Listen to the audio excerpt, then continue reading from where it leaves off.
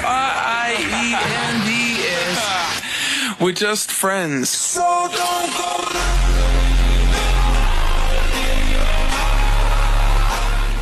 හරි පුසයන් අපි අද වීඩියෝ එකෙන් බලමු කොහොමද අපේ MSNR key levels refine කරගන්නේ කියලා. හරිද? එතකොට මේ හය අපි අනිවාර්යෙන් බලන්න ඕනේ. අපි MSNR key level එක refine කරගන්නකොට ඊට කලින් මම මුලින්ම කියලා දෙන්න අපි කොහොමද හරියට key level එක refine කරගන්නේ කියලා. හරිද? අපි කොහොමද හරියටම key level එක refine කරගන්නේ කියන. එතකොට අපි හිතමු මෙන්න මෙහෙම අපිට key level එකක් තියෙනවා. හරි. ඔන්න මේක member key level එකක් තියෙනවා. මේක අපි ගමු daily key level එකක් කියලා. ඔන්න මේ තියෙන daily resistance key level එක. හරිද? එතන මේ තියෙන්නේ daily resistance key level එක. එතකොට දැන් අපි මේක refine කරගන්න ඕනේ. හරිද? මේ key level එක අපි refine කරගන්න අපි කොහෙටද යන්න ඕනේ? අපි යන්න ඕනේ lower time frame. හරිද? මේ key level එක අපි refine කරගන්න අපි යන්න ඕනේ lower time frame. එතකොට අපි සාමාන්‍යයෙන් daily ඉඳන් යන්නේ අපිට daily නම් කෙලින්ම යන්න පුළුවන් H1 time frame. ඒ කියන්නේ 1 hour time frame එක අපිට කෙලින්ම යන්න පුළුවන්. එතකොට මේක අපි 1 hour දැම්මට පස්සේ හරිද? මේක අපි 1 hour දැම්මට පස්සේ අපිට මෙන්න මේ වගේ තව 1 hour එකේ මොන හරි කීරවලක් මෙහෙම තියෙන්න පුළුවන්. right මෙන්න මේ වගේ කීරවලක් මොන හරි තියෙන්න පුළුවන්. එතකොට අපි මේ key level එක refine කරනවා. ඒතර මේ තියෙන්නේ මොකද්ද? මේ තියෙන්නේ අපේ daily key level එක. හරිද? මේ තියෙන්නේ අපේ daily key level එක. මෙන්න මේක අපේ daily key level එක. එතකොට මේ daily key level එක අපි තව refine කරනකොට අපි ඔන්න දාගන්නවා දැන් 1 hour. මේක 1 hour යන්න ඕනේ නැහැ. මේක අපිට 4 hour එකේ වුණත් refine කරගන්න පුළුවන්. හැබැයි 15 minute දාගෙන refine කරන්න එපා. මොකද key levels ගොඩක් තියෙනවා. හරිද? එච්චර low යන්න එපා. H4 H1 කියන්නේ perfect time frame 4. ඒ කියන්නේ daily key levels මේ රිෆයින් කරගන්න පර්ෆෙක්ට් ටයිම් ෆ්‍රේම් එක තමයි H1 H4. හරිද? එතන මේ තියෙන්නේ අපි මේ මෙතන ඉන්නේ H1 ටයිම් ෆ්‍රේම් එකේ. එතකොට අපි හිතමු මෙන්න මේ daily key level එකට උඩින්. හරිද? අපි දැන් මෙතන බලන්නේ මොකද්ද? sell side move එක. අපි මෙතන බලන්නේ මොකද්ද? sell side move එකක් catch කරන්න තමයි අපි දැන් බලන්නේ. හරිද? එතන අපි sell side move එකක් catch කරනකොට අපි හැමතිස්සෙම බලන්න ඕනේ මේ higher time frame key level එකට උඩින්. හරි මේ higher time frame key level එකට උඩින් above the key level. හරි above the key level තමයි අපි අපේ refinement එක යන්න ඕනේ. මොකද මේකට පල්ලෙහෙන් ගහලා දැන් අපි හිතමු මෙන්න මෙතන පල්ලෙහා තියෙන වන්නව මේ key level එක. දැන් එහෙම තිබ්බ කියලා අපි මේ මේ පල්ලෙහා මෙහෙම key level එකක් තිබ්බොත් අපි ඒක ගන්න නැහැ. හරි මේ පල්ලෙහාන් තියෙනවා කියලා දැන් මෙතන අපි බලමු. මෙන්න මෙතන අපිට SBR එකක් තියෙනවා කියලා අපි daily key level එක මෙහෙම තියාගෙන SBR එකෙන් entries place කරන්නේ නැහැ. ඒක වැරදි. හරිද? එතකොට අපි higher time frame key level එකෙන් උඩ තියෙන key levels තමයි අපි බලනවා. එතකොට key levels fresh වෙන්න ඕනේ. හරිද? ඒ key levels fresh වෙන්න ඕනේ. මේ අපි බලන මේ key levels මේ 1 hour key levels fresh key levels වෙන්න ඕනේ. මොකද refinement එක අපි යන්නේ. අපි හරියම තැනින් තමයි entry ගන්න බලන්නේ. එතකොට මේ key levels fresh වෙන්න ඕනේ. හැමතිස්සෙම මේ key levels fresh key level එකක් වෙන්න ඕනේ. ඊට පස්සේ දැන් අපි මෙතන මේ price action එක බැලුවොත් මෙතන ළඟ මොකක්ද තියෙන්නේ මෙන්න මෙතන තියෙන අපිට 1 hour QM එකක් හරි මෙන්න මෙතන තියෙන අපිට 1 hour QM එක. ඒතර අපිට මේ SPR එක කෙලින්ම ඉග්නෝර් කරලා දාන්න පුළුවන්. හරි මේ SPR එක අපිට කෙලින්ම ඉග්නෝර් කරලා දාන්න පුළුවන්. එතකොට ඔන්න මේ daily key level එක හරි මේ daily key level එක අපිට මෙන්න මෙහෙම තියෙන කියලා. හරි මේ 1 hour නැත්නම් මෙහෙම තියෙන කියලා බලමු. හරි මෙහෙම තියලා මේ daily key level එකෙන් උඩ තමයි මේ QM එක තියෙන්නේ. මේ උඩ තමයි QM තියෙන්නේ. එතකොට අපි refinement එකේදී අපි ගන්නෙ මෙන්න මේ QM එක. මේ resistance එක ගන්න ති හේතුව තමයි අපි හැමතිස්සෙම මේ තියෙන higher time frame key level එකට ළඟම තියෙන key level තමයි අපි ගන්න ඕනේ. හරිද? අපි ගොඩාක් එක too far වුණොත් ගොඩාක් වෙලාවට key level එකට market එක එන්න නැතුව reversal එක දෙනවා. හරි මොකද මෙතන අපි catch කරන reversal එක continuation එකක් නෙමෙයි.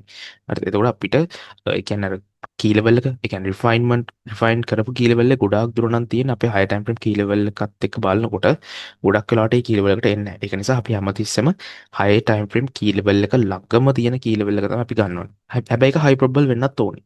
හරිද? ඒ key level එක high probable වෙන්නත් ඕනේ. ඒතර ඒ key level එක සාමාන්‍ය high probable ද නැද්ද කියලා බලන්න පුළුවන්. confluences ටික තමයි මේ තියෙන්නේ. හරි ඒ key level එක high probable ද නැද්ද කියලා. එතකොට මේ සිනාරියෝ එක තමයි බුලිෂ් සිනාරියෝ එකෙදිත් වෙන්නේ. මම දැනට මේ වීඩියෝ එකේ මම bearish සිනාරියෝ එක ගැන විතරක් කතා කරන්න. මොකද same thing. හරි same thing. මේ තියෙන ඔක්කොම confirmation bearish මේ බුලිෂ් සිනාරියෝ එකේ තියෙන්න ඕනේ. හරිද? ඉතින් මෙතන අපි ළඟම තියෙන key level එක තමයි මේක. හරි මේක තමයි අපි ළඟම තියෙන key level. ඉතින් අපි expect කරන්න පුළුවන් market එක මෙන්න මෙතනට ඇවිල්ලා මෙන්න මේ වගේ යාගේ down trend movement එක යාගේ sell side move එක continue කරයි කියලා. හරි දැන් මෙතන අපිට ගන්න බෑ. හරි මෙතන අපිට ගන්න බෑ. මොකද මේක 2 මේක තමයි ළඟම තියෙන එක. එතන මේ වගේ පොඩි පිප්ස් රේන්ජ් එකක් ඇතුලේ at least ඒ කියන්නේ 20 පිප්ස් වගේ මට කියන්නේ හරියටම ස්පෙસિෆික් පිප්ස් රේන්ජ් එකක් දෙන්න බෑ. මොකද එහෙම අපිට මේ අ, ගන්න අමාරුයි. එහෙම රේන්ජ් එකක් අපිට ඩිසයිඩ් කරන්න අමාරුයි. මම කියන්නේ at least 20 පිප්ස් වගේ වුත් රේන්ජ් එකක් ඇතුලේ තමයි මේ key levels තියෙන්න ඕනේ. at least. හරිද? මැක්ස් මේ කියන්නේ 20 විප්ස් රේන්ජ් එක ඇතුළේවත් තියෙන්න ඕනේ. ඊට වඩා වැඩි නම් ගොඩක් වෙලාවට මාකට් එක එන්නේ නැති වෙන්න chance එකක් තියෙනවා. මොකද සමහරවිට මේ higher time frame key level එකෙන් වැදිලා කෙලින්ම sell එක දෙන්න පුළුවන්. ඒ කියන්නේ මාකට් එක මේ daily key level එකේ මෙහෙමම වැදුනා. මෙහෙමම වැදිලා එකපාරට මෙයා මේ sell එක දෙන්න පුළුවන්. මේ වැදිච්ච ගමන් වගේ මෙයා sell එක දෙන්න පුළුවන්. මේව කඩන්න නැතුව මේ උඩ key levels වලට එන්නේ නැතුව. ඒ නිසා මේ පොඩක් අපි ළඟම තියෙන key levels ටික තමයි පුළුවන් තරම් focus කරන්න ඕනේ. හරිද? දැන් මම හිතනවා මේ ටික තේරෙන්න ඇති කියලා අපි කොහොමද මේ සාමාන්‍ය higher time frame key level එක refine කරන්න කියලා හැමතිස්සෙම lower time frame වල. ඒ කියන්නේ අපි sell side move එකක් බලනවා නම් above the key level, buy side move එකක් බලනවා නම් අපි ඒක below the key level බලන්න ඕනෙමයි. key level වල පල්ලෙහා. එතකොට දැන් මේ වගේ අපි key level එකක් බලනකොට අපිට ඒක හැමතිස්සෙම ඒ key level එක හරිද? ඒ key level එක මේ refinement එකේ දුනත් ඒ key level එක අනිවාර්යෙන් higher time frame story line එක හරිද?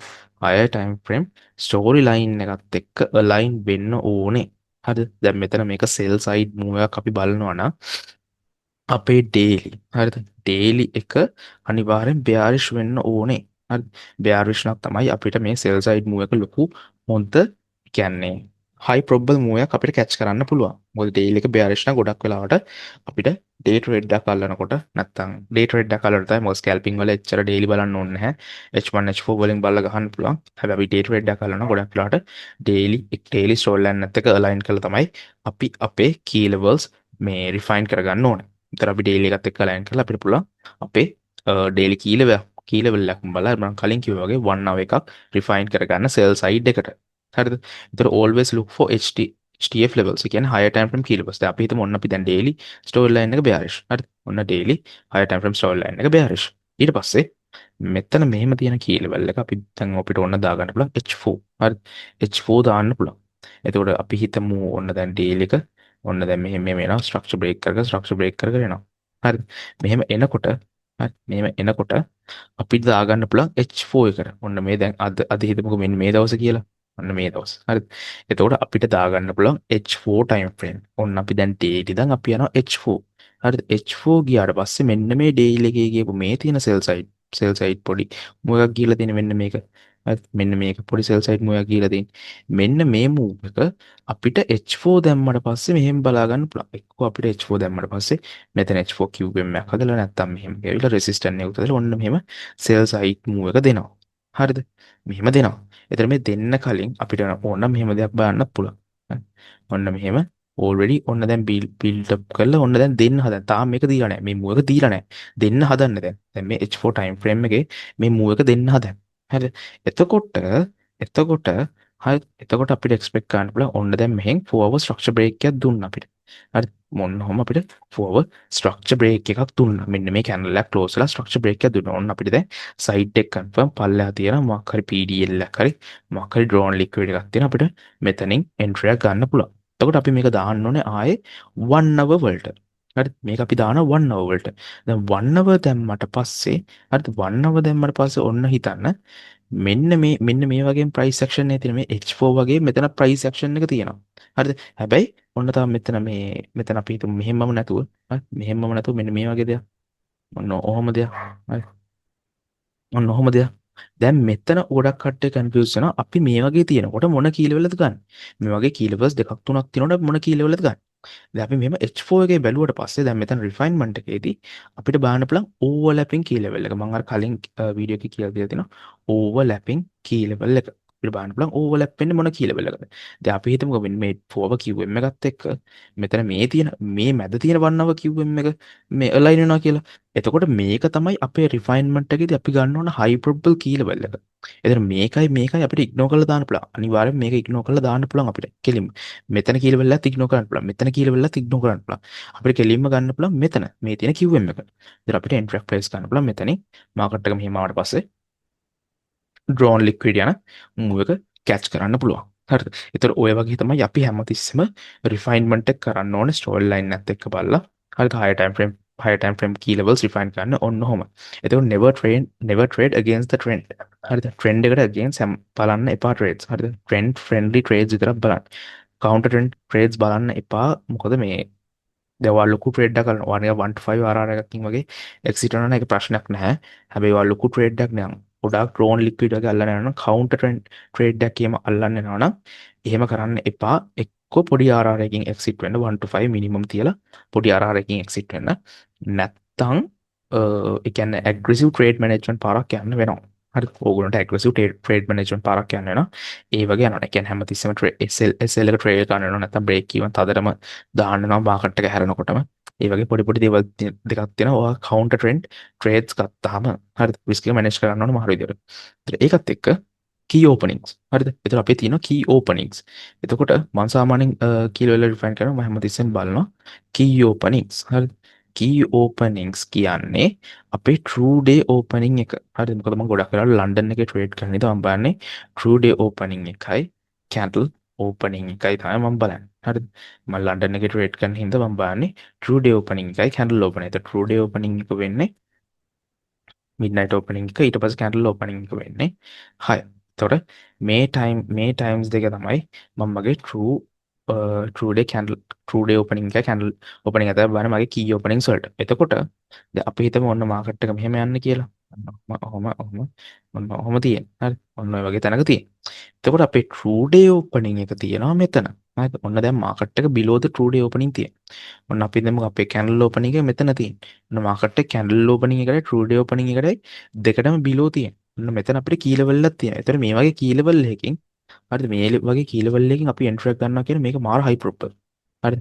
මම කියන්නේ මේ ඒක අර රූල් එකක් විදිහට බලන්න එපා. හරි? රූල් එකක් විදිහට මේක බලන්න එපා. ඒක නිකන් කන්ෆ්ලුවන්ස් එකක් විතරයි. හරි? මේක මොකද? කන්ෆ්ලුවන්ස් එකක් විතරයි. පොඩි කන්ෆ්ලුවන්ස් එකක් විතර. ඒක රූල් එකක් නෙමෙයි. හැමතිස්සෙම මාකට් එක මේ කී ලෙවල්ස් වලින් පල්ලෙහා තියෙන්න ඕනේ කියලා දෙයක් කී ඕපනින්ග්ස් වලින් පල්ලෙහා තියෙන්න ඕනේ කියලා දෙයක් නෑ.